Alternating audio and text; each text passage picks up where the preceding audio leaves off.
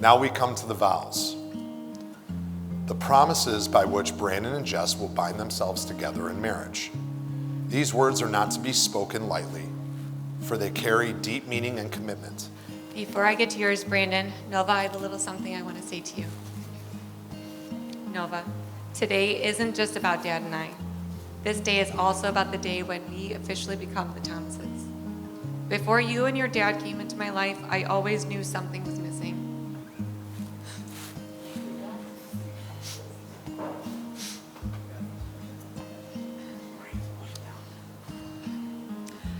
But when I asked the universe to show me what that piece was, I was always met with a not yet. There were many years I wondered if I was ever going to be a wife or a mom. My friends and family can confirm I would say that I felt like if I ever do get married, that I will end up marrying a man with an awesome kid and get to be a really cool mom as well.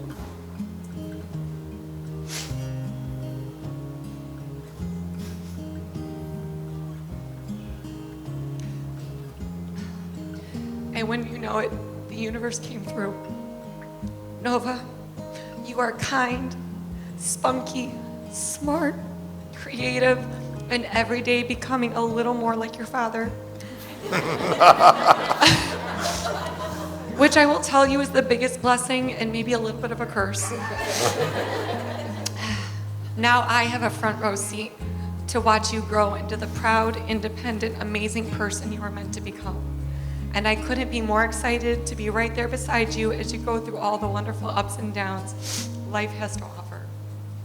I promise to always have a listening ear to help you problem solve, a hand held high for high fives for all your accomplishments, and have open arms to give you a hug both on good days and bad. And maybe a summer berry refresher or two along the way.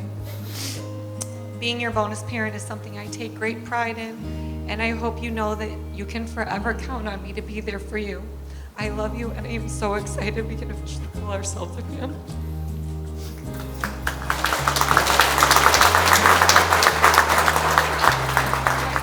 So, Brandon, what do you want to talk about? Do you want to talk about how you were late to our first date? No, which to clarify was actually okay. It gave me time to go to Ulta to buy the little spray can to spray my grays out. It was fine. Or do you want to talk about the time I ordered the worst meal ever on our third date? Not that one, because you switched your meal with me without even a moment's hesitation. Or do you want to talk about how this very jaded, skeptical girl called you from the parking lot after that breakfast because she wasn't done talking to you yet? Let's talk about that one, because that's the moment I knew I fell in love with you.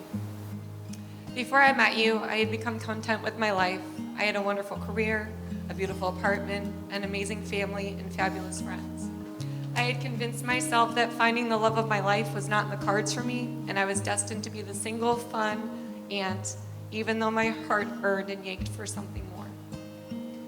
However, after that breakfast date, something inside me changed. And I knew this was something I couldn't put my finger on. A feeling I had never experienced before. I knew you were different, and I didn't want to admit it at first. But you were the extra special piece of my life that I didn't know I needed. You are my absolute favorite person in the world. You have been the only person who can calm the chaos that is my life. You allow me to be myself when everyone else told me I was too much. You make me giggle until I can't breathe and enjoy my middle school sense of humor. We can talk for hours, and I still have more to say because most likely someone did something that would equally annoy you too. You love me fiercely and without pause, and I know you would do anything to make me happy. The life that we have started to build together has just begun, and I cannot wait to keep writing the next pages of our story. I promise to always love you and show up for you, even on days when it's hard. I promise to always remember the little things, like filling up your water bottle or grabbing your butt. I promise to allow some Funko Pops in the living room and to not head tilt every time you buy a new wrestling action figure. I promise to tag you out when your heart is too much and I promise to tag you back in when you're ready. And in the words of our favorite meme, you're my favorite person. I love you. You make me smile. And I cannot wait to continue smiling with you for the rest of our lives.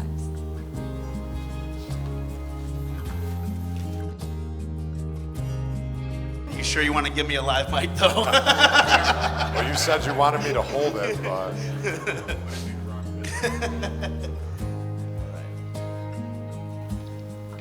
Jess, before I met you, I didn't realize I was just standing in the dark.